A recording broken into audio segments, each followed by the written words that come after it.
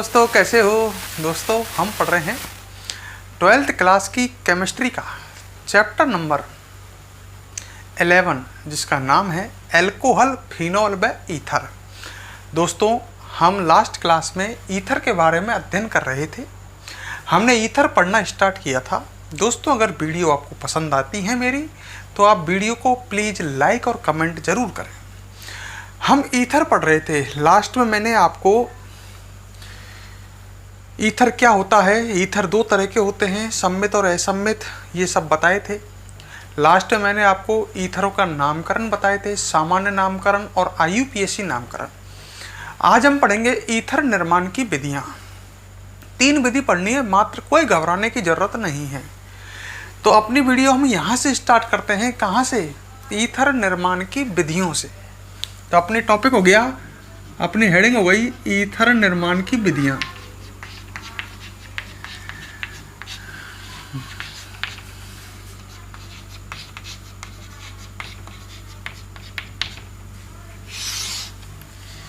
Ether बनाने की विधियां। और पहली विधि है जो आपने पिछले चैप्टर में पढ़ी थी, विलियमसन ईथर संश्लेषण। ध्यान करो, पिछला चैप्टर नंबर 10 में पढ़ी थी विलियमसन ईथर संश्लेषण। इसमें आपको करना क्या है, एल्किल हैलाइड लेना है। जैसे मैंने RCl ले लिया, एल्किल क्लोराइड। क्लियर? RCl ले लिया, एल्किल क्लोराइड। ठीक है, एल्किल क्लोराइड, एल्किल हैलाइड लेना है। और उसकी अभिक्रिया आपको सोडियम एल्कोक्साइड से करानी है, RONA। इसको ऐसे भी लिख सकते हैं क्योंकि ये एक लवण है। ये है सोडियम एल्कोक्साइड, RONA या RO-Na+। ये आपने पढ़ी है पहले। एल्किल हैलाइड की अभिक्रिया जब आप सोडियम एल्कोक्साइड से कराओगे तो क्या होगा? नाविक स्नेही प्रतिस्थापन अभिक्रिया होगी। एल्किल हैलाइड आपको पता ही है, नाविक स्नेही प्रतिस्थापन अभिक्रिया देते हैं, SN1 और SN2। इससे अटैक करने आएगा RO-, नाविक स्नेही है ये, ऋणायन नाविक स्नेही होते हैं। और हेलोजन को प्रतिस्थापित करके खुद जुड़ जाएगा और उत्पाद बन जाएगा ROR। नाविक स्नेही प्रतिस्थापन अभिक्रिया में नाविक स्नेही अटैक करेगा, हेलोजन को हटा करके खुद जुड़ जाएगा, ईथर बन गया ROR। और संग में क्या बन जाएगा? NaCl। ये ईथर ही तो है, ऑक्सीजन से 2 एल्किल समूह जुड़े हुए हैं। ठीक है, तो हम लिख सकते हैं एल्किल हैलाइड की अभिक्रिया सोडियम एल्कोक्साइड से कराने पर उत्पाद ईथर बनता है। कौन सी अभिक्रिया द्वारा? नाविक स्नेही प्रतिस्थापन अभिक्रिया द्वारा। हम लिख सकते हैं एल्किल हैलाइड की अभिक्रिया। दोस्तों, एल्किल हैलाइड की अभिक्रिया सोडियम एल्कोक्साइड से कराने पर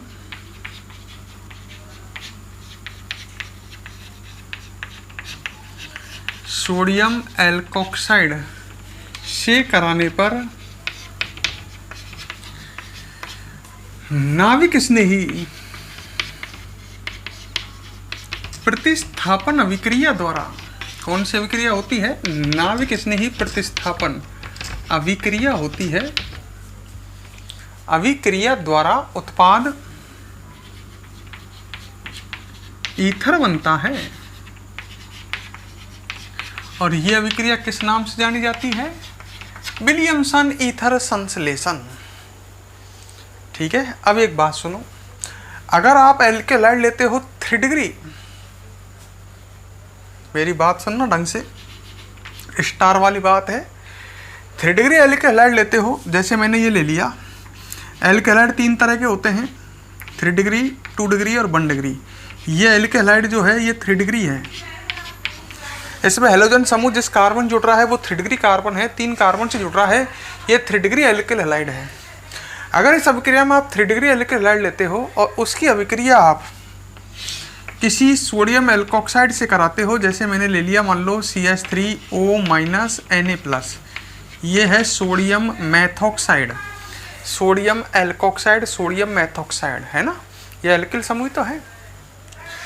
जब आप 3 डिग्री एल्किल हैलाइड की अभिक्रिया ये 3 डिग्री एल्किल हैलाइड है और 3 डिग्री एल्किल हैलाइड की अभिक्रिया आप दोस्तों सोडियम एल्कोक्साइड से कराते हैं तो वहाँ 3 डिग्री एल्किल हैलाइड नाभिक स्नेही प्रतिस्थापन अभिक्रिया नहीं देगा, ये विलोपन अभिक्रिया देगा। ऐसा क्यों? क्योंकि देखो आप ध्यान करो, जो 3 डिग्री एल्किल हैलाइड होते हैं वो मैंने आपको पहले बताया होगा विलोपन अभिक्रिया के लिए अधिक क्रियाशील होते हैं। अच्छा एक बात बताओ, मैं ऐसे भी नहीं आया मेरे समझ में कि जो एल्किल हैलाइड होते हैं वो एल्कोहलिक KOH की उपस्थिति में विलोपन अभिक्रिया देते हैं, आपने पढ़ा होगा। पिछले चैप्टर में जाओ, एल्किल हैलाइड एल्कोहलिक KOH की उपस्थिति में दोस्तों विलोपन अभिक्रिया देते हैं। अच्छा एल्कोहलिक KOH, जैसे मैंने ले लिया एल्कोहल ले लिया, मान लो CH3OH, एल्कोहल तो ये ले लिया मेथिल एल्कोहल, और KOH की जगह मैं NaOH ले लूँ, एक ही बात है क्योंकि दोनों ही प्रबल क्षार हैं। तो यहाँ पर जल का निष्कासन होकर के यही तो बनेगा, दोनों आपस में क्रिया करेंगे ना और उत्पाद बन जाएगा CH3ONA, यही तो बनेगा। मतलब मैंने ये लिया है, इसके मतलब एक तरह से ये लिया है, इसका मतलब मैंने क्या लिया है एक तरह से अगर माने तो हम इस तरह से अगर सोचते हो आप तो ढंग से सोचना कि मैंने ये लिया है, इसका मतलब मैंने क्षार NaOH और एक एल्कोहल लिया है तो विलोपन हो सकती है ना।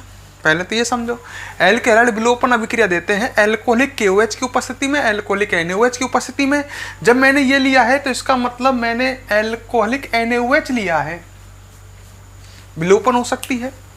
और 3 डिग्री जो एल्किल हैलाइड होते हैं वो दोस्तों विलोपन अभिक्रिया के लिए अधिक क्रियाशील होते हैं क्योंकि विलोपन अभिक्रिया में मध्यवर्ती कार्ब कैटायन बनता है और 3 डिग्री एल्किल हैलाइड का मध्यवर्ती होगा carb cation, 3 degree carb cation. कैसे होगा विलोपन अभिक्रिया, कैसे होती है? अल्फा कार्बन से हेलोजन निकलता है, हेलोजन समूह जिस कार्बन जुड़ रहा है वो अल्फा हो गया, पड़ोसी बीटा हो गया। अल्फा कार्बन से हेलोजन और बीटा कार्बन से हाइड्रोजन निकलेगा H+, यहाँ से H+, यहाँ से Cl- और ये बंद टर्न होकर के यहाँ जाएगा, एल्कीन बनेगी। तो पहले जब हेलोजन निकलेगा तो यहाँ पर प्लस आएगा कि नहीं आएगा, मुझे तो ये बताओ। विलोपन अभिक्रिया में पहले निकलेगा Cl- तो यहाँ पर प्लस आएगा, मतलब विलोपन अभिक्रिया में मध्यवर्ती क्या बनेगा? Carb cation. और 3 डिग्री एल्किल हैलाइड जो होता है इसका कार्ब कैटायन अधिक स्थायी होता है, ये विलोपन अभिक्रिया के लिए अधिक क्रियाशील होता है। तो मेरी बात को आप तुम ढंग से समझने की कोशिश करो तो अगर आप 3 डिग्री एल्किल हैलाइड लेते हो तो वो विलोपन अभिक्रिया देगा क्योंकि ये एक तरह से एल्कोहलिक KOH है, एल्कोहलिक NaOH है। तो 3 डिग्री एल्किल हैलाइड विलोपन अभिक्रिया के लिए अधिक क्रियाशील होने के कारण सोडियम एल्कोक्साइड की उपस्थिति में विलोपन अभिक्रिया देते हैं, उत्पाद बनेगा एल्कीन, HCl निकल जाएगा और उत्पाद बन जाएगा क्या? CH3 double bond CH2, alkene बनेगी, ये एक एल्कीन है। तो ये बात भी याद रखें, कई बार क्या करता है आपको विलियमसन ईथर संश्लेषण दिमाग में रहती है। आपने देखा एल्किल हैलाइड है और इधर को सोडियम एल्कोक्साइड है, लड़का क्या करता है तुरंत इसमें से अटैक करेगा CH3O-, Cl हटा करके इसको जोड़ देता है और ईथर बना देता है। Cl- हटा करके इसको जोड़ देगा, ईथर बना देगा, गलत हो जाएगा। अगर आपको 3 डिग्री एल्किल हैलाइड दिया है तो वो सोडियम एल्कोक्साइड से जब अभिक्रिया करेगा तो वहां पर अभिक्रिया विलियमसन ईथर संश्लेषण नहीं, विलोपन अभिक्रिया होगी। तो ये बात आपको ध्यान रखनी है, स्टार लगा देता हूं। और 3 डिग्री एल्किल हैलाइड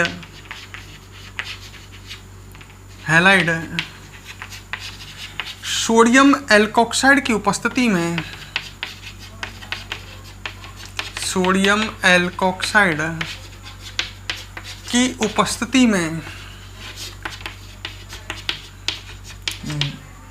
विलोपन अभिक्रिया देते हैं। विलियमसन ईथर संश्लेषण तो नाभिक स्नेही प्रतिस्थापन थी, वो नहीं देते। 3 डिग्री एल्किल हैलाइड विलोपन देंगे। अगर आप 2 डिग्री या 1 डिग्री एल्किल हैलाइड लेते तो वो सोडियम एल्कोक्साइड के साथ विलियमसन ईथर संश्लेषण देते। पर 3 डिग्री एल्किल हैलाइड विलोपन अभिक्रिया के लिए अधिक क्रियाशील है, ये देंगे विलोपन अभिक्रिया। समझ में आई मेरी बात? तो बहुत ही शानदार बात है। वीडियो को पॉज करें और दोस्तों फटाफट यहाँ तक नोट करें, नोट करो इसे फटाफट।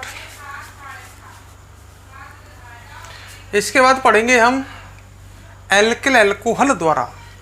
तो ईथर निर्माण की एक विधि तो ये पढ़ी हमने, और दूसरी पढ़ेंगे एल्किल एल्कोहल द्वारा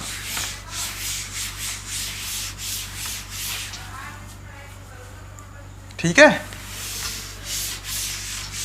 देखो इधर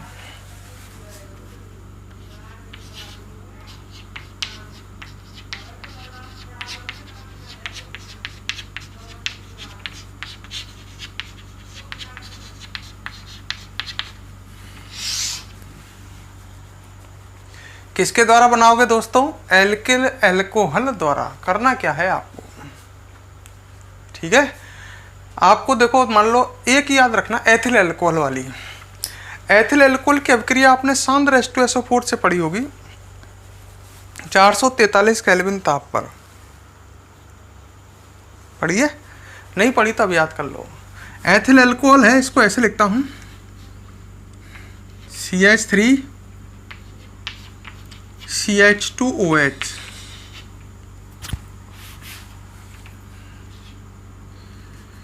CH3 CH2OH।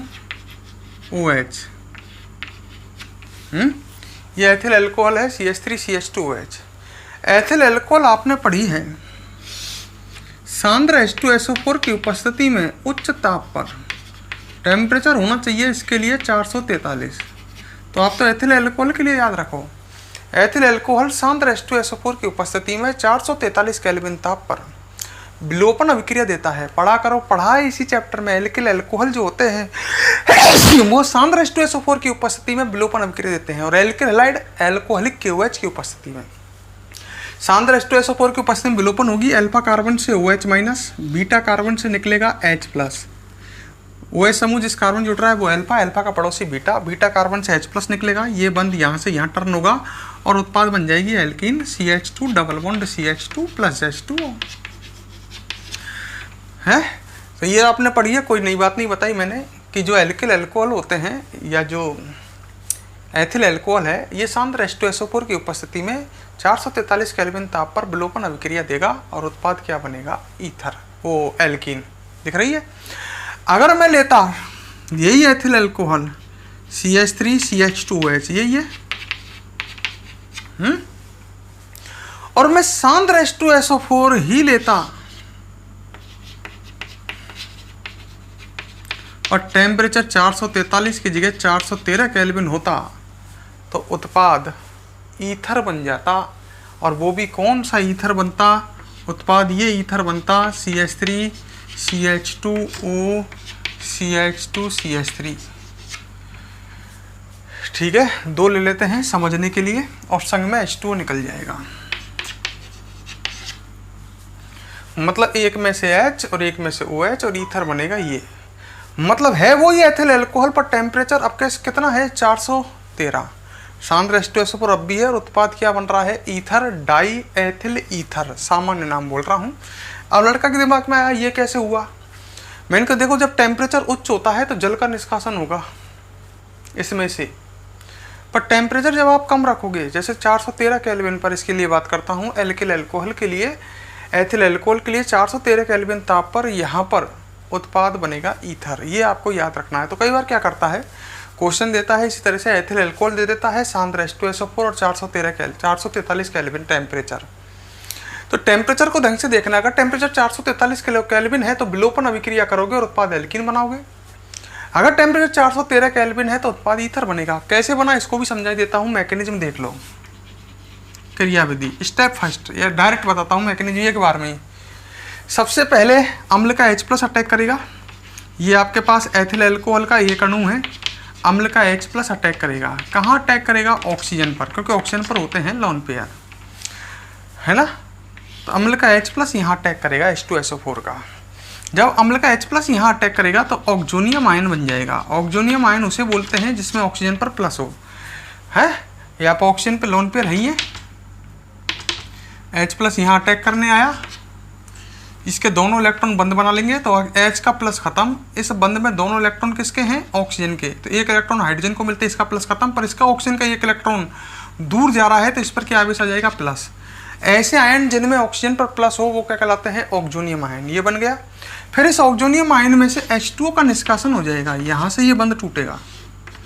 तो एक इलेक्ट्रॉन बढ़ करके O का प्लस खत्म, H2 निकल जाएगा और क्या बचेगा, carbon cation CH3 CH2 plus. यहाँ तक कोई दिक्कत है? पहले पद में H प्लस ने सांद्र H2SO4 ने H प्लस दिया, उसने यहाँ अटैक करा, ऑक्सीजनियम आयन बन गया, फिर इसमें से H2 निकल गया, ये कार्ब कैटायन बन गया। अब ये कार्ब कैटायन क्या करेगा, ये अपने पास 2 अणु हैं, पात्र में तो बहुत सारे होंगे यार, 2 ही क्या बहुत सारे होंगे। अब ये CH3 CH2 प्लस दूसरे पर अटैक करेगा, दूसरे पर, मतलब दूसरे CH3 CH2OH पर अटैक करेगा ये, क्योंकि ऑक्सीजन पर क्या है, लोन पेयर। तो ये ऑक्सीजन पर अटैक करेगा तो क्या बनेगा, तो भी फिर ऑक्सीजनियम आयन बनेगा, पर ऐसा बनेगा, देखो ढंग से, CH3 CH2OH, O पे लोन पेयर है और ये अटैक करने आ गया कौन, CH3 CH2 प्लस, है ना। ऑक्सीजन के दोनों इलेक्ट्रॉन बॉन्ड बना लेंगे यहाँ पर, जिससे इसका प्लस खत्म हो जाएगा और ऑक्सीजन पर क्या आवेश आ जाएगा, प्लस, क्योंकि इसमें ऑक्सीजन के दोनों इलेक्ट्रॉन हैं। इस तरह का कार्ब कैटायन बन जाएगा। ठीक है, नीचे तो दिख रहा है ना आपको, दिख ही रहा होगा।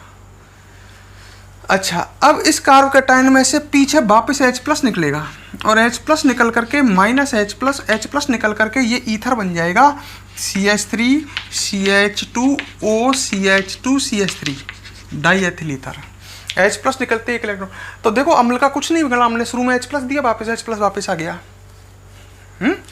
तो देखो इसमें, देखो एक तो जल बन गया और एक ये बन गया उत्पाद। दोबारा समझ लो कैसे अभिक्रिया हुई, दोनों में से एक अणु ले लिया, H प्लस ने सबसे पहले अम्ल के H प्लस ने यहाँ अटैक करा ऑक्सीजन पर, ऑक्सीजन पर जैसे ही H प्लस ने अटैक करा ये ऑक्सीजनियम आयन बन गया, H प्लस जुड़ गया यहाँ पर, है। इसमें से H2 निकल गया, ये कार्ब कैटायन बन गया। अब ये कार्ब कैटायन दूसरे एल्किल एल्कोहल अणु पर अटैक करेगा, ये का ऊपर एल्किल एल्कोहल, इस पर ये ऑक्सीजन के दोनों इलेक्ट्रॉन बंद बनाएंगे तो प्लस यहाँ आ जाएगा। अब इसमें से H प्लस निकल करके ये ईथर बच जाएगा, तो इस तरह से ईथर बनेगा। तो हमारी बात मैंने आपको क्या समझाई कि एथिल अल्कोहल जो होता है ये सांद्र H2SO4 की उपस्थिति में 443 केल्विन ताप पर विलोपन अभिक्रिया द्वारा उत्पाद एल्कीन बनाता है, परंतु एथिल अल्कोहल 413 केल्विन ताप पर सांद्र H2SO4 की उपस्थिति में उत्पाद डाई एथिल ईथर बनाता है। तो हम ये बात अब लिख सकते हैं, आपको समझाइए, मैंने मैकेनिज्म भी लिखी रहने देता हूँ, नहीं तो आप डायरेक्ट याद रखना मेरी बात को, मैकेनिज्म पर लिख देता हूँ, लिख रही है तो आप भी लिख ही लेना। तो हम कह सकते हैं क्या दोस्तों, एथिल अल्कोहल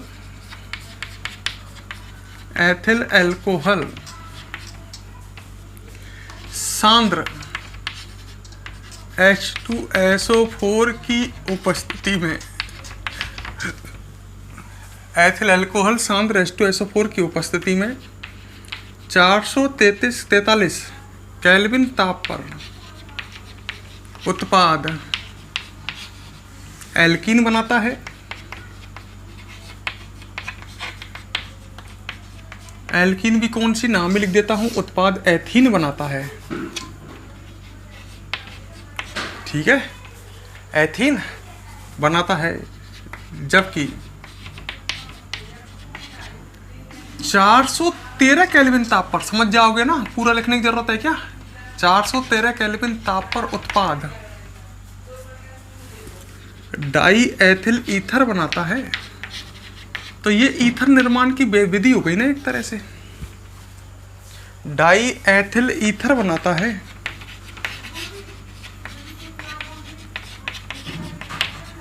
ठीक है, समझ के पढ़ो, मजा आएगा। वीडियो एक से बढ़ के एक, मतलब सारी रिएक्शन एक से बढ़ के एक है। अब एक काम करो दोस्तों, वीडियो को पॉज करो और यहाँ तक इसे फटाफट नोट करो। हाँ दोस्तों, जल्दी नोट करो। किया आपने नोट? अब हम आगे बढ़ते हैं। अब हम आपसे बात करते हैं नंबर 3, एक लास्ट रिएक्शन, ईथर निर्माण की 2 रिएक्शन, दोनों ही शानदार पढ़ाई, एक विलियमसन ईथर संश्लेषण और एक एल्किल अल्कोहल द्वारा, और तीसरी पढ़ेंगे हम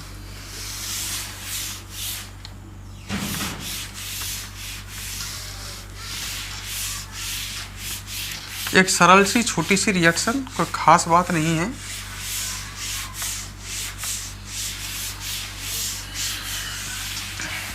एल्किल हैलाइड द्वारा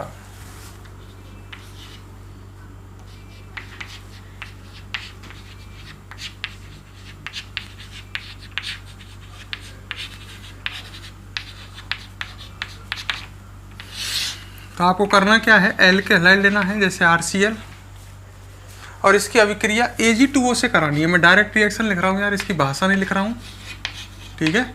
तो Ag2O से इसकी अभिक्रिया करानी है। दो अणु RCl, एल्किल हैलाइड के दो अणुओं की अभिक्रिया एक अणु Ag2O से होगी, एक तरह से समझ गए होंगे। दो AgCl निकल जाएंगे, Ag2O है सिल्वर ऑक्साइड, और उत्पाद बन जाएगा ROR ईथर, और संग में बन जाएगा क्या, दो बनेंगे AgCl। तो इसको भी डायरेक्ट याद रख लेना, क्लियर। एक सिंपल सी रिएक्शन का भी आ जाएगा। ये आपको वैसे पढ़ाई गई है चैप्टर नंबर 10 में। अच्छा, इसके बाद हम पढ़ेंगे डाई एथिल ईथर के गुण।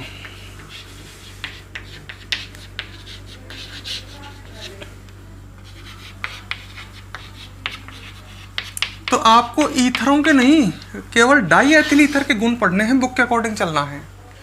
डाई एथिल ईथर जो होता है ये रंगहीन व मधुर गंध वाला द्रव होता है, द्रव, ठीक है। तो पहली बात तो ये हो गई, यह रंगहीन मतलब इसका कोई कलर नहीं होता, वह मधुर गंध वाला द्रव होता है।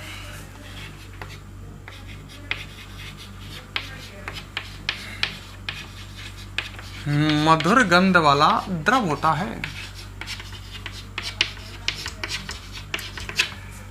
रंगहीन व मधुर गंध वाला ये द्रव होता है। दूसरी बात, ठीक है, इसका क्वथनांक, द्रव है ये, इसका क्वथनांक होता है 307.6 केल्विन, बहुत कम है। इसका क्वथनांक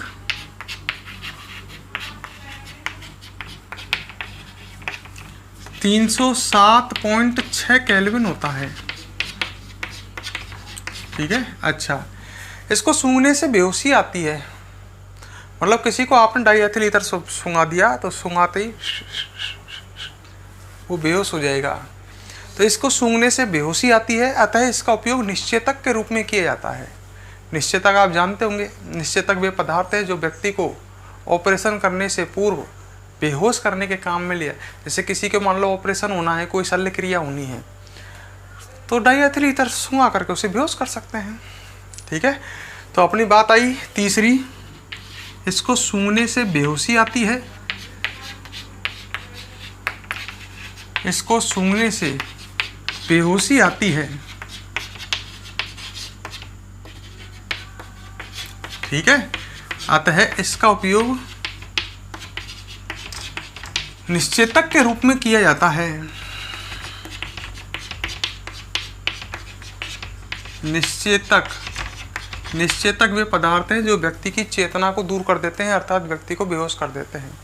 अतः इसका उपयोग निश्चेतक के रूप में किया जाता है।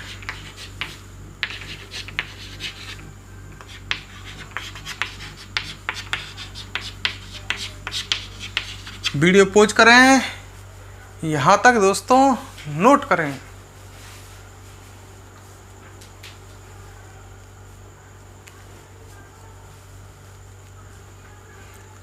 ठीक है, अब इसके बाद आपको पढ़नी है डाई एथिल ईथर की संरचना। पॉज करके नोट करो।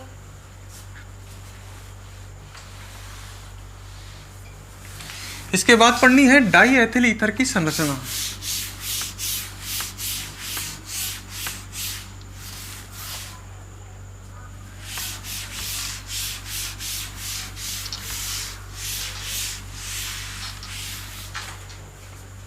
ठीक है, तो अब अगली हेडिंग डालेंगे इसमें डाई एथिल ईथर की संरचना।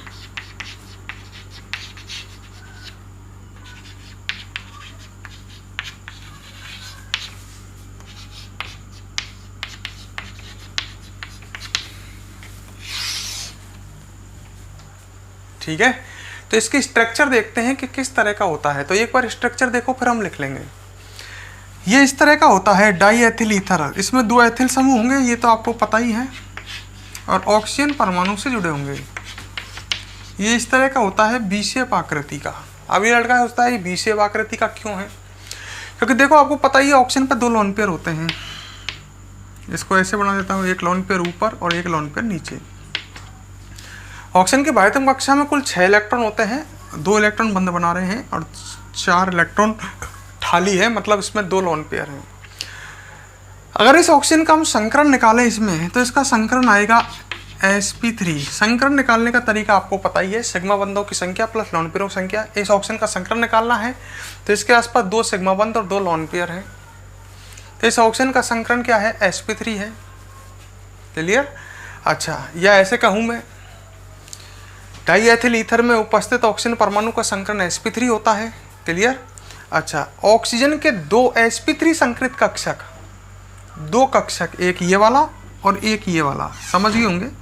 ऑक्सीजन के 2 sp3 संकृत कक्षक 2 कार्बन परमाणुओं के साथ, दिख रहे हैं, 2 कार्बन परमाणुओं के साथ सिग्मा बंध बनाए होते हैं।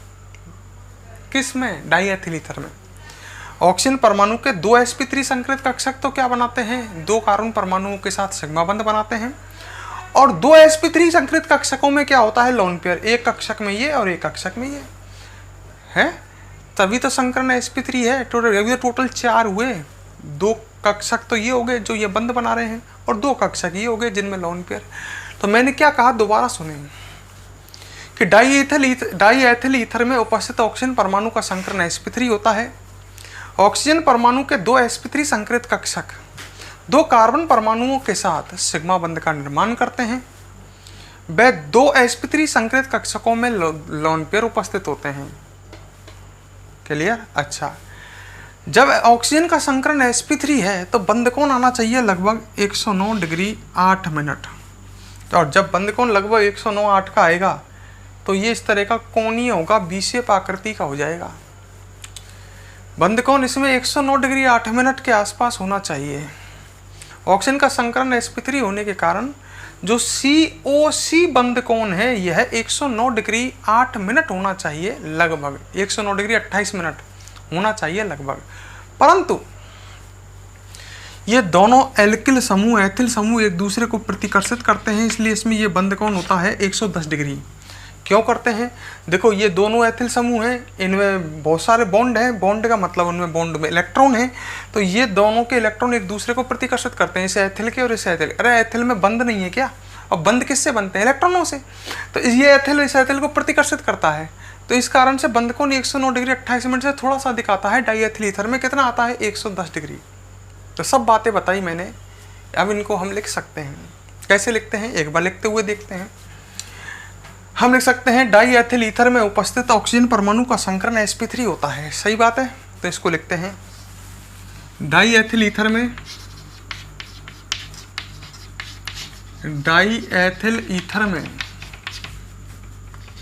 उपस्थित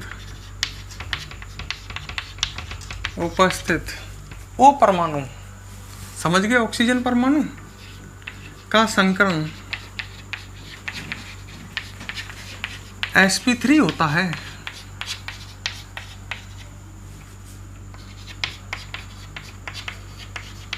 ठीक है, आगे लिख सकते हैं ऑक्सीजन के 2 sp3 संकृत कक्षक 2 कार्बन परमाणुओं के साथ सिग्मा बंध का निर्माण करते हैं। ऑक्सीजन के 2 sp3 संकृत कक्षक, आप चाहे तो O की जगह ऑक्सीजन लिख लेना, ज़्यादा बेटर रहेगा। ऑक्सीजन के 2 sp3 संकृत कक्षक 2 कार्बन परमाणुओं के साथ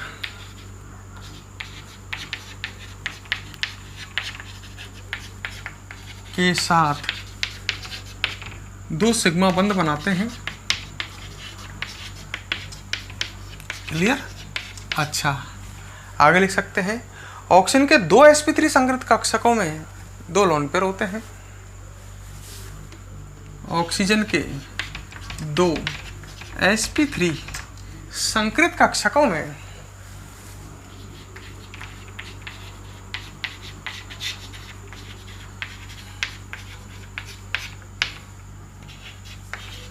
दो लोन पेयर होते हैं।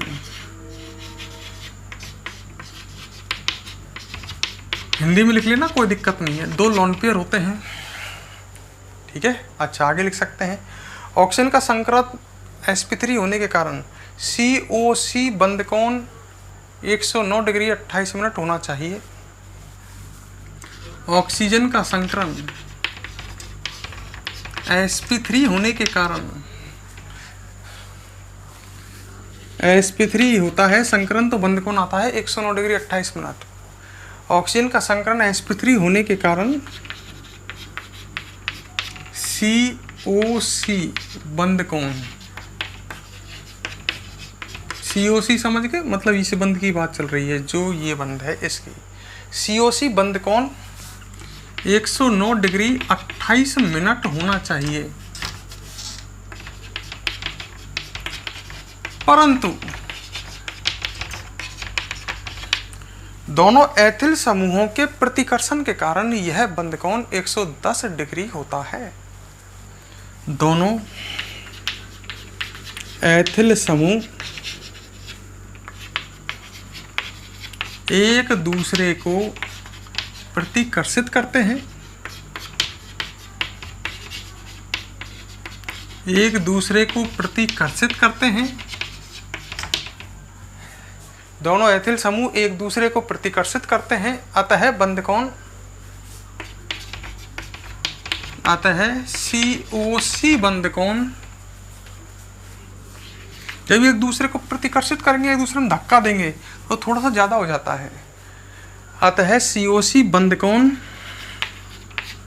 कितना होता है 110 डिग्री होता है। तो अब पूरी संरचना मैंने आपको समझा दी है।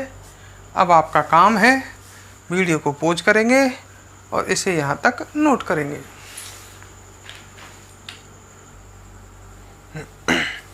यहाँ पर नोट किया। अब हम पढ़ेंगे इसके बाद ईथर की रासायनिक अभिक्रियाएं। ठीक है,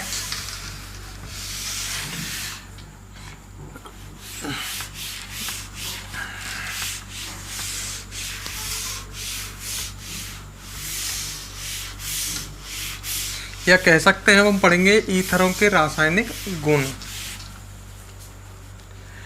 पहले पढ़ी थी हमने ईथर निर्माण की विधियां, फिर ईथर डाईएथिल ईथर के भौतिक गुण। अब हम पढ़ेंगे ईथरों के रासायनिक गुण या ईथर के रासायनिक गुण।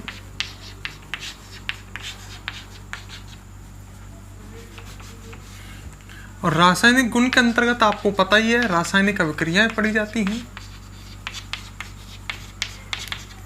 तो ईथर के रासायनिक गुण पढ़ेंगे अब अपन, है ना। और सबसे पहले पढ़ेंगे इसमें हाइड्रोजन आयोडाइड से अभिक्रिया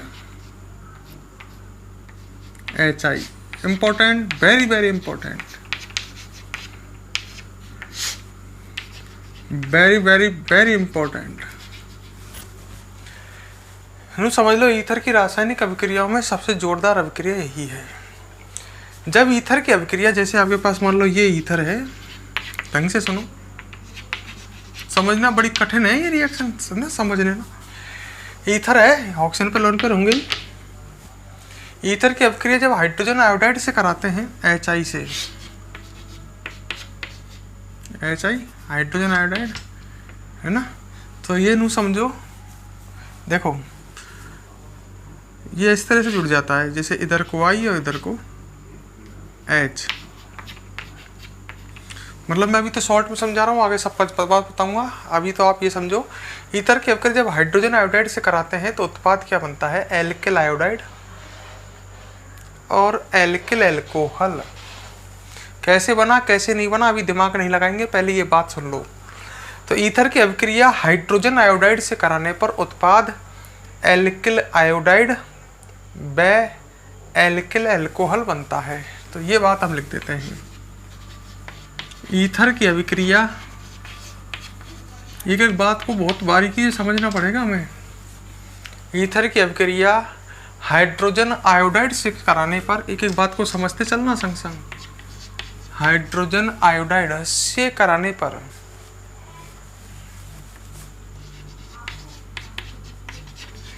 पर उत्पाद एल्किल आयोडाइड व एल्किल एल्कोहल बनता है।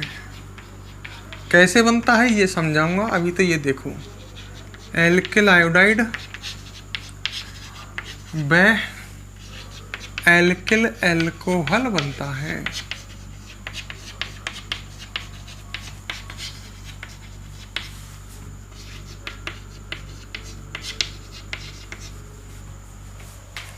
क्लियर। अब आगे देखो, जब ईथर की अभिक्रिया हम हाइड्रोजन आयोडाइड से कराते हैं तो आयोडाइड से अटैक करता है सबसे पहले H+। ठीक है, हाइड्रोजन आयोडाइड से कराते हैं तो हाइड्रोजन आयोडाइड का अम्ल H+ अटैक करता है, और कहाँ अटैक करेगा, ये ऑक्सीजन पर। ईथर की अभिक्रिया हाइड्रोजन आयोडाइड से कराने पर सर्वप्रथम H+ आयन है ईथर के ऑक्सीजन परमाणु पर आक्रमण करता है और ऑक्सोनियम आयन का निर्माण करेगा। ये ऑक्सोनियम आयन ही तो बनेगा। फिर देख लो, ऑक्सीजन पे लोन पेयर है, H+ यहाँ आएगा, इसके दोनों इलेक्ट्रॉन ऑक्सीजन के बंध बनाएंगे, इस बंध में दोनों इलेक्ट्रॉन ऑक्सीजन के हैं। जब हाइड्रोजन पे एक इलेक्ट्रॉन पहुंचेगा, यहाँ का प्लस खत्म, और यहाँ ऊपर एक इलेक्ट्रॉन कमी आने से प्लस आ जाएगा। तो ईथर की अभिक्रिया हाइड्रोजन आयोडाइड से कराने पर सर्वप्रथम ईथर पर या ईथर के ऑक्सीजन परमाणु पर H+ आयन आक्रमण करता है, जिससे ऑक्सोनियम आयन बनता है। क्लियर, मतलब Hi का H+ आयन आक्रमण करता है। फिर कौन आक्रमण करेगा, I-,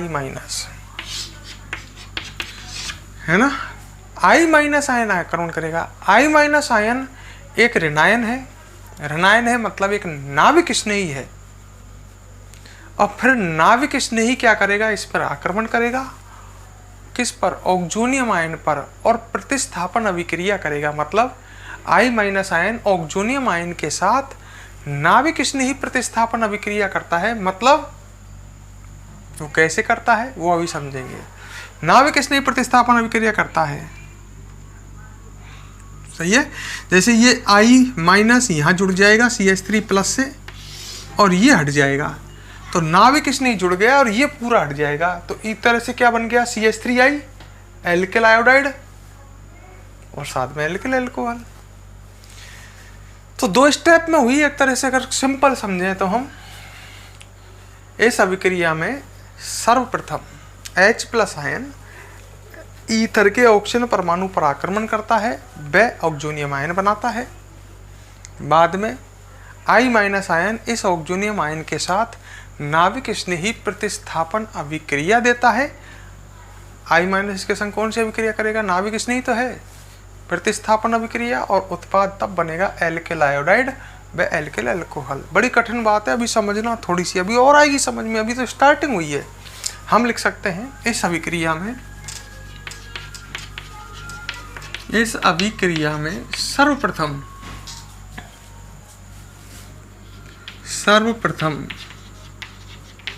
H+ आयन ईथर के ऑक्सीजन परमाणु पर आक्रमण करता है, ईथर के O परमाणु पर आक्रमण करता है, सही है। ईथर के O परमाणु पर आक्रमण करता है,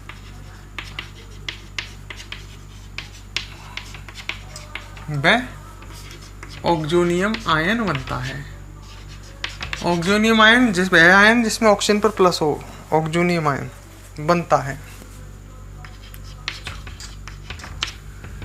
ऑक्सोनियम आयन बनता है। फिर क्या होगा, ठीक है। बाद में I- आयन इसको हटा करके खुद जुड़ जाएगा, तो I- नाविक स्नेही प्रतिस्थापन अभिक्रिया देता है ऑक्सोनियम आयन के साथ। बाद में I- आयन ऑक्सोनियम आयन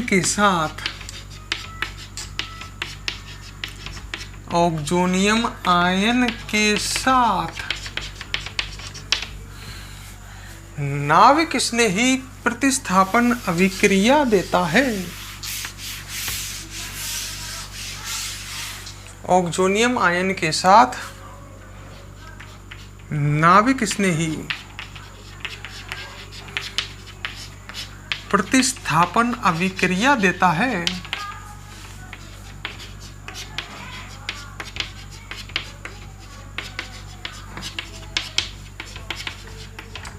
नाविक स्नेही प्रतिस्थापन अभिक्रिया, ये जो 2 तरह की होती है नाविक स्नेही प्रतिस्थापन, SN1 या SN2, ध्यान करो। तो बाद में I- आयन जो है वो ऑक्सोनियम आयन के साथ नाविक स्नेही प्रतिस्थापन अभिक्रिया, जो कि SN1 भी हो सकती है और SN2 भी हो सकती है, देता है, जिससे उत्पाद पता ही है आपको क्या बनेगा, एल्किल आयोडाइड व एल्किल एल्कोहल बनता है, जिससे उत्पाद एल्किल एल्कोहल व एल्किल आयोडाइड बनता है। सही है, एल्किल एल्कोहल व एल्किल आयोडाइड बनता है। अभी रिएक्शन में मैंने कुछ नहीं समझाया है, अभी केवल भाषा लिखी है, तो आप पहले इसको लिख लो, क्योंकि ब्लैक बोर्ड पर जगह चाहिए बहुत। इसको मिटाऊंगा मैं। अभी तक जो लिखा है आपने कुछ नहीं समझा, अभी तक समझोगे तो अभी आप इस रिएक्शन को, तो पहले इसको यहाँ तक नोट करो। ठीक है, अब ये नोट करा आपने, अब आगे इसको देखो, बहुत ढंग से समझना। ठीक है,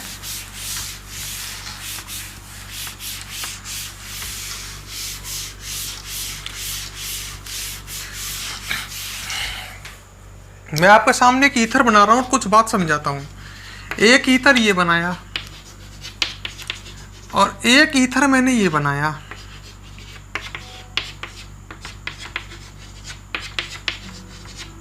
दोनों ईथर हैं, दोनों में ऑक्सीजन एल्किल समूह से जुड़ रहा है। अच्छा, इसमें ये ऑक्सीजन जो एल्किल समूह से जुड़ रहा है, यह एल्किल समूह 1 डिग्री एल्किल समूह है। क्यों? ऑक्सीजन समूह जिस कार्बन जुड़ रहा है वह कार्बन एक ही कार्बन जुड़ रहा है, मतलब ऑक्सीजन समूह 1 डिग्री कार्बन से जुड़ रहा है इसमें, तो ये है 1 डिग्री एल्किल समूह। अच्छा, इसमें ये कौन सा एल्किल समूह है? 3 डिग्री। ऑक्सीजन समूह जिस कार्बन जुड़ रहा है वो 3 कार्बन जुड़ रहा है, तो ये 3 डिग्री एल्किल समूह है। अच्छा, ऑक्सीजन समूह इस कार्बन से जुड़ रहा है, ये किसी भी कार्बन नहीं जुड़ रहा है, तो इसको भी 1 डिग्री एल्किल समूह मानेंगे, और ये भी 1 डिग्री एल्किल समूह है। मतलब ये एक ऐसा ईथर है जिसमें ऑक्सीजन से 2 1 डिग्री एल्किल समूह जुड़े हुए हैं, और ये एक ऐसा ईथर है जिसमें ऑक्सीजन से ये 3 डिग्री एल्किल समूह, ऑक्सीजन जिस कार्बन जुड़ रहा है वो 3 कार्बन जुड़ रहा है, इसमें ऑक्सीजन जो कार्बन जुड़ रहा है वो एक कार्बन जुड़ रहा है, तो इसको 1 डिग्री मानेंगे। इसमें ऑक्सीजन समूह जिस कार्बनों से जुड़ रहा है, मतलब इस वाले में ढंग से देखें तो ऑक्सीजन समूह 3 डिग्री एल्किल समूह और 1 डिग्री एल्किल समूह जुड़ रहा है, इसमें ऑक्सीजन समूह 1 डिग्री और 1 डिग्री। ठीक है, अब मेरी बात को समझाता हूँ, ये आपके समझ में आई हो तो आगे समझ में आएगा, नहीं आई है वीडियो को रिवाइज कर लो, वापस रिवाइंड कर लो, दोबारा देख लो, पर रिएक्शन को ढंग से समझ लेना भाई दोस्तों। बात आई आगे, स्टार लगा के लिखता हूँ। यदि ऑक्सीजन से जुड़े दोनों एल्किल समूह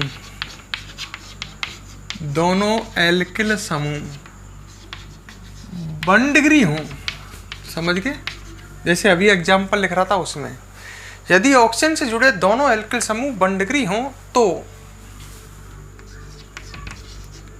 आयोडीन समूह, मतलब I-,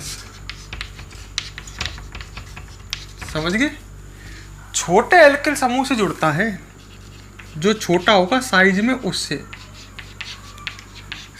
छोटे एल्किल समूह से जुड़ता है। मैंने क्या कहा? यदि ईथर में ऑक्सीजन से जुड़े दोनों एल्किल समूह 1 डिग्री हैं तो आयोडीन समूह छोटे एल्किल समूह जुड़ता है, मतलब मैंने ये कहा है जैसे ये CH3OCH2CH3, ये 1 डिग्री एल्किल समूह है। ऑक्सीजन समूह जिस कार्बन जुड़ रहा है वो एक कार्बन जुड़ रहा है, इसमें ऑक्सीजन समूह जिस कार्बन जुड़ रहा है वो एक भी कार्बन जुड़ रहा, तो ये दोनों ही 1 डिग्री एल्किल समूह हैं। तो ये एक ऐसा ईथर है जिसमें ऑक्सीजन से जुड़े दोनों समूह 1 डिग्री हैं, ऑक्सीजन से जुड़े दोनों एल्किल समूह 1 डिग्री हैं। तो जब इसकी अभिक्रिया आप HI से कराओगे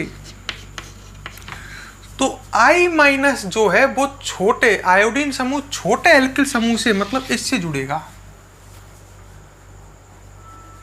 है? इससे I जुड़ेगा और इससे H जुड़ेगा। मैंने ये कहा है, ये छोटा है, ये बड़ा एल्किल समूह है, तो आयोडीन समूह छोटे एल्किल समूह से जुड़ेगा, मतलब उत्पाद बनेगा मेथिल आयोडाइड CH3I, और संग में बनेगा CH3CH2OH ethyl alcohol, CH3CH2OH, H यहाँ जुड़ेगा। अब ये रिएक्शन हुई कैसे है, इसकी क्रियाविधि से समझें, मैकेनिज्म। क्रियाविधि में मैंने आपको बताया फर्स्ट स्टेप, पहले पद में क्या होता है। सर्वप्रथम ईथर में ऑक्सीजन पर लोन पेयर होते ही हैं, तो सबसे पहले पद में ईथर के ऑक्सीजन परमाणु पर H+ आयन जो HI से आता है वो आक्रमण करता है और ऑक्सोनियम आयन बनता है। ऐसे ही कहा था ना थोड़ी देर पहले, तो वही क्रियाविधि देखो। CH3O CH2CH3 ये ऑक्सीजन है, इस पे लोन पेयर है। इसके ऑक्सीजन परमाणु पर हाइड्रोजन आयोडाइड का H+ आयन अटैक करेगा और H+ यहाँ जुड़ जाएगा तो क्या बन जाएगा, ऑक्सोनियम आयन। कैसे बनेगा, बार बार समझा रहा हूँ मैं इस बात को। ऑक्सीजन पे लोन पेयर है, H+ आयन आएगा, इसके ऑक्सीजन के दोनों इलेक्ट्रॉन बंद बनाएंगे, हाइड्रोजन का प्लस खत्म हो जाएगा H+ का और ऑक्सीजन पे प्लस आ गया, ये ऑक्सोनियम आयन बन गया। फिर सेकेंड स्टेप में कौन अटैक करेगा, I-, जो ये तुम्हारा है CH3OH CH2 CH3 O पे क्या है प्लस। अब सेकंड स्टेप में I- अटैक करेगा और ये I- ऋणायन है, नाविक स्नेही है, नाविक दफानाभिचित होता है। अब ये I- जो है इस ऑक्सोनियम आयन के साथ नाविक स्नेही प्रतिस्थापन अभिक्रिया करेगा और वो नाविक स्नेही प्रतिस्थापन अभिक्रिया दोस्तों SN1 भी हो सकती है और SN2 भी हो सकती है। अब डिपेंड करेगा किस पर। यदि दोनों तरफ बंडगिरी एल्किल समूह है तो आपको पता होगा बंडगिरी एल्किल समूह जो होते हैं वो SN2 अभिक्रिया के लिए अधिक क्रियाशील होते हैं। SN2 अभिक्रिया आपने पढ़ा होगा, ध्यान करो। बंडगिरी एल्केलाइडों की क्रियाशीलता का क्रम, SN2 अभिक्रिया के लिए बंडगिरी एल्केलाइड सबसे अधिक क्रियाशील था। और बंडगिरी एल्केलाइड सबसे अधिक क्रियाशील क्यों था, क्योंकि उसमें बंडगिरी एल्किल समूह था। अब इसमें दोनों तरफ बंडगिरी एल्किल समूह है, O के इधर भी और इधर भी, तो यहाँ SN2 होगी। कौन सी अभिक्रिया होगी, SN2। नाविक स्नेही प्रतिस्थापन तो होगी पर SN2 होगी, मतलब I- का अटैक SN2 अभिक्रिया होगी। और SN2 अभिक्रिया में क्या चलती है, त्रिविम बाधा। SN1 में मध्यवर्ती कार्ब कैटायन बनता है, तो I- का अटैक होना तो कार्बन पर ही है। कार्बन पे क्यों होना है, क्योंकि देखो ऑक्सीजन पर प्लस आने से इसकी विद्युलता बढ़ गई और विद्युलता बढ़ गई तो इन कार्बनों पर दोनों पर आ गया धनावेश। ऑक्सीजन की विद्युलता बढ़ गई, ये इलेक्ट्रॉन खींचेगा, तो I- का अटैक या तो इस कार्बन पर होना है या इस कार्बन पर होना है। इस कार्बन पर त्रिविम बाधा कम है क्योंकि इससे 3 H जुट रहे हैं केवल, और इस कार्बन पर 2 H और एक CH3 जुड़ रहा है, मतलब यहाँ बाधा ज्यादा है। SN2 अभिक्रिया में I- अटैक करता है तो त्रिविम बाधा चलती है। यहाँ I- का अटैक इस कार्बन पर होगा और इस कार्बन पर होगा तो ये बंध टूट जाएगा, CH3+ और I- क्या बना लेगा, CH3I, और संग में जैसे ये बंध टूटेगा CH3+ निकलेगा, एक इलेक्ट्रॉन बढ़ करके O का प्लस खत्म और क्या बन जाएगा, CH3 CH2OH। यहाँ SN1 हुई। तो अब तुम समझ गए होंगे कि जब दोनों ऑक्सीजन से जुड़े दोनों एल्किल समूह बंडगिरी हैं तो I- का अटैक छोटे वाले एल्किल समूह पर हो रहा है। क्यों हो रहा है, त्रिविम बाधा की वजह से, SN2 अभिक्रिया की वजह से। क्लियर, इसे नोट करो, फिर आगे और समझाता हूं आपको।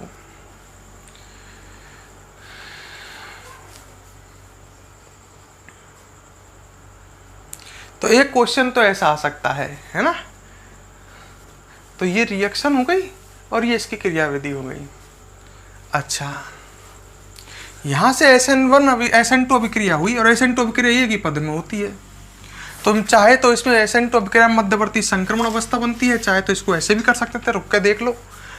I- यहाँ अटैक करेगा तो मध्यवर्ती क्या बनेगी, संक्रमण अवस्था।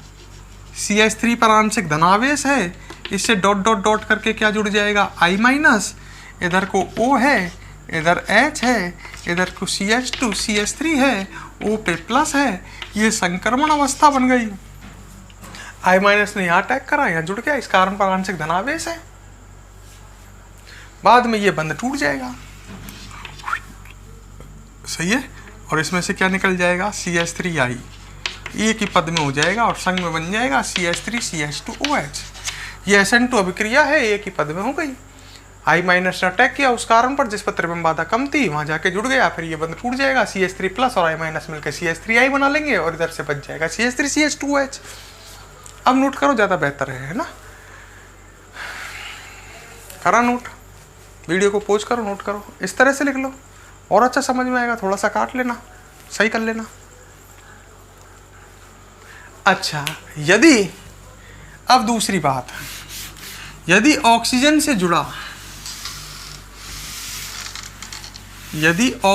जुड़ा एक एल्किल समूह 1 डिग्री व दूसरा एल्किल समूह 3 डिग्री हो, यदि ऑक्सीजन से जुड़ा ईथर में ऑक्सीजन से जुड़ा एक एल्किल समूह 1 डिग्री व दूसरा एल्किल समूह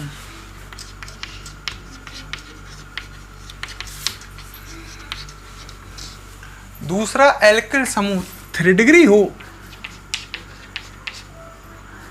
तो आयोडीन समूह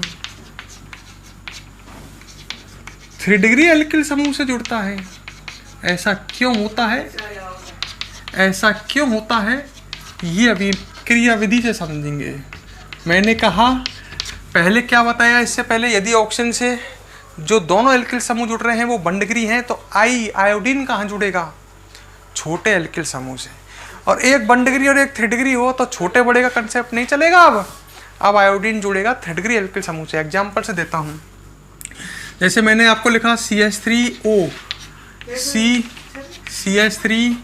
CH3 अब ऑक्सीजन से एक तरफ 1 डिग्री एल्किल समूह, एक तरफ 3 डिग्री है, तो जब इसकी अभिक्रिया HI से कराएंगे है तो इससे जुड़ेगा इससे, आपके आई यहीं जुड़ेगा, तो क्या बन जाएगा इससे C, इसको उल्टा लिख देता हूँ, CH3I, तो आयोडीन 3 डिग्री एल्किल समूह से जुड़ेगा और इससे क्या जुड़ जाएगा H, तो यहाँ उत्पाद ये बनेगा CH3OH। अब ऐसा क्यों हो रहा है इसका काम समझो, इसकी क्रियाविधि समझाएगी बात को, मैकेनिज्म। स्टेप फर्स्ट, पहले आपको पद में पता ही है, पहले पद में ऑक्सीजन पर लोन पेयर होते हैं और H+ आयन आपको अटैक, H+ आयन ऑक्सीजन पर ईथर के ऑक्सीजन परमाणु पर अटैक करेगा और ऑक्सोनियम आयन का निर्माण करेगा। तो पहले पद में ये हो जाएगा CH3O,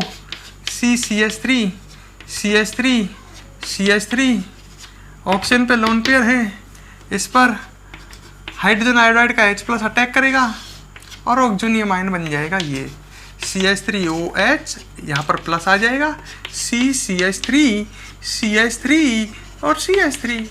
और सेकंड स्टेप में आपको पता ही है I- अटैक करेगा और यहाँ से चालू होगी नाभिक स्नेही प्रतिस्थापन अभिक्रिया।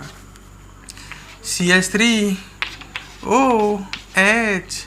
प्लस CH3 और CH3, सेकंड पद में I- अटैक करेगा।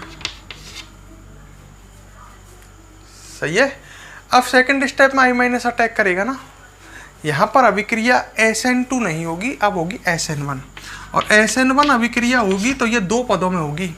पहले पद में कार्ब कैटायन बनेगा। अब बताओ, अगर बंध यहाँ से टूटता है, ऑक्सीजन इलेक्ट्रॉन खींचेगा, ऑक्सीजन की विद्युत अधिक है, बंध यहाँ से टूटेगा तो कौन सा कार्ब कैटायन बनेगा? 3 डिग्री। और बंध यहाँ से टूटेगा तो 1 डिग्री। उत्पाद हमेशा अधिक स्थायी बनता है, तो बंध कन्फर्म है यहीं से टूटेगा।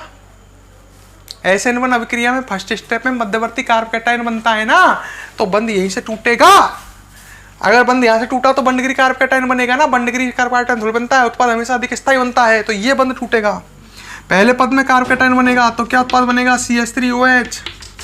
अरे बंध यहाँ से टूट गया, एक इलेक्ट्रॉन बढ़ करके O का प्लस खत्म और संग में बन जाएगा CH3 प्लस। अब सेकंड स्टेप में पहले पद में ये हुआ SN1, अब दूसरे पद में नाभिक स्नेही अटैक करेगा क्योंकि अभिक्रिया हो रही है SN1, और SN1 में पहले पद में कार्ब कैटायन बनता है और दूसरे पद में नाभिक स्नेही अटैक करता है, जो इस अभिक्रिया का स्टेप नंबर 3 होगा, और नाभिक स्नेही अभिक्रिया का स्टेप नंबर 2, क्योंकि नाभिक स्नेही अभिक्रिया यहाँ से स्टार्ट हुई है SN1। दूसरे पद में आई माइनस अटैक करेगा तो यहीं तो जुड़ेगा प्लस वाले से, और कहाँ जुड़ेगा अब आई माइनस, इसको उल्टा बना लेता हूँ, CH3 प्लस और सेकंड स्टेप में आई माइनस यहाँ जुड़ जाएगा। तो देख लो आई माइनस किससे जुड़ा है, थर्ड डिग्री एल्किल समूह से। तो रिएक्शन की क्रिया विधि से समझोगे तो बात समझ में बैठ सकती है। ढंग से वीडियो को बार बार देखना, समझ में आएगी जरूर। ठीक है, वीडियो को पॉज करो, नोट करो, आगे और समझाऊंगा अभी।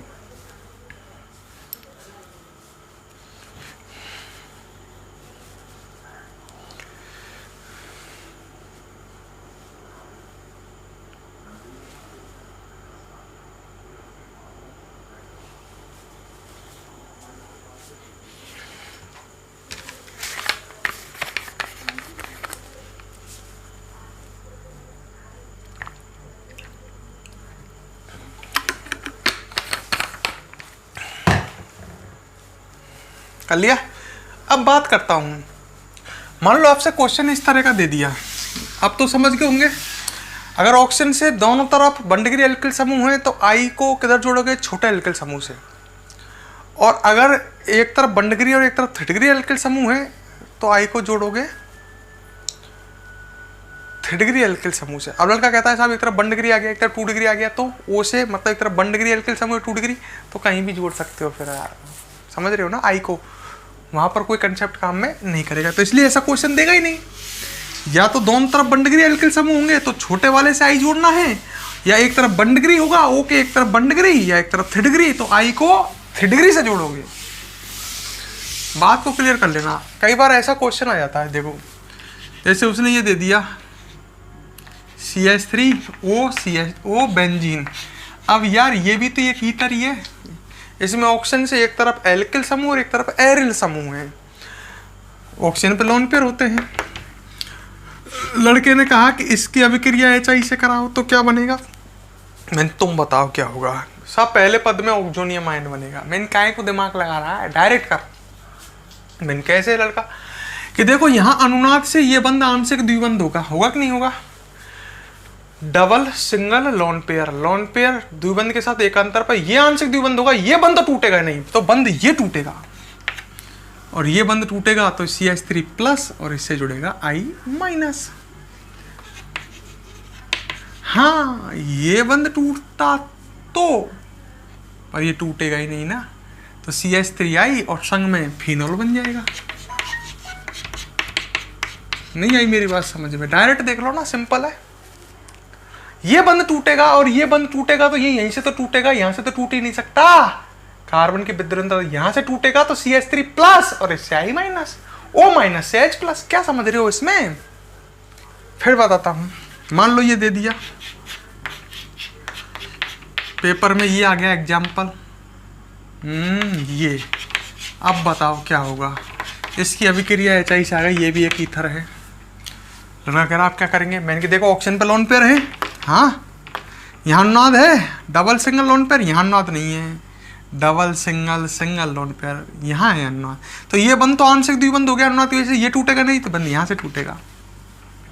और जब बंद यहाँ से टूटेगा तो इस पर आएगा प्लस और इससे जुड़ेगा I माइनस और यहाँ जुड़ेगा H, O माइनस से H प्लस। तो एक तो बनेगा फिनॉल, समझ लो, O माइनस H प्लस और यहाँ CH2 प्लस से I माइनस, तो क्या बन जाएगा ये। इनको भी नोट कर लो।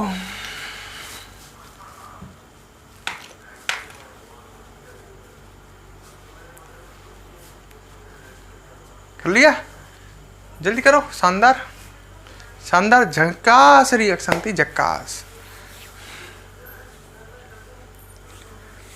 पोज करो, नोट करो। ठीक है दोस्तों, आज हमने शानदार बहुत ही शानदार रिएक्शन पढ़ी। अब हम देखो मेहनत तो करनी पड़ेगी समझने के लिए। ईमानदारी से अगर ऐसे इजीली ऑर्गेनिक समझ में आ जाए तो ऑर्गेनिक को हर कोई पढ़ा ले और हर कोई पढ़ ले। हैं केमिस्ट्री में 100 नहीं आते हैं आसानी से, क्यों नहीं आते हैं आप समझ सकते हो। मेहनत करोगे बहुत सरल है, ऑर्गेनिक दिमाग से समझना पड़ेगा।